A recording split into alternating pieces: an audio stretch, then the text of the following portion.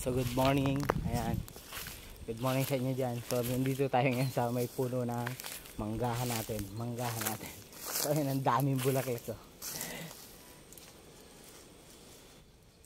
So guys, panahon na ba ng tagbulaklak ngayon? So guys, hindi naman to in-spray. Pinabayaan lang naman tong ganito.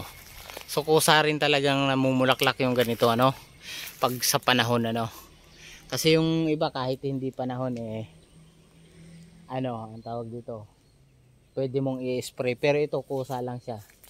Sariling sikap siya, di ba? So ayan, ang dami bulaklak. So darating na naman ang bungahan. So pero may nauna na siyang bunga maliliit lang. Maliit. Halos lahat ganda ng bulaklak niya. So di ba? Ayan na. Ano yung bulaklak niya, maganda ang pagkabulaklak niya. Kala mo din in-spray lami hanggang dun sa taas. So maganda yung anin nito. Maganda ang kikitain natin dito. So per kilo ayun So ayan guys, share ko lang sa inyo tong bulaklak ng mangga.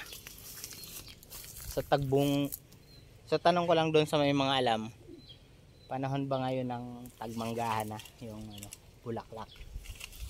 Siguro napapanahon na naman.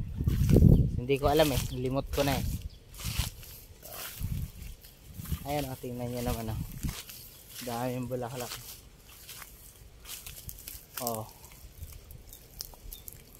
Halos lahat namang meron ayan bulaklak. So maganda to guys, magandang sinyales. Bulaklak hindi naman. So pero pausok lang guys. Naniniwala ba kayo sa pausok? Yung pinapausukan yung puno ng mangga tapos namumulaklak na lang siya.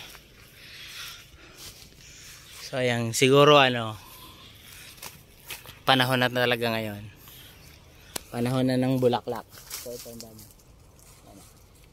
Sa inyo guys, yung mga mangga nyo, namumulaklak na ba ngayon? Dahil dito sa amin ay panahon na siguro. Ayan. So walang ginamit dyan. Ito yung natural. Ayan. Ano na yung bulaklak niya. So nilalanggam na. So ayan guys. Good morning ulit sa inyo dyan. So ayan lang.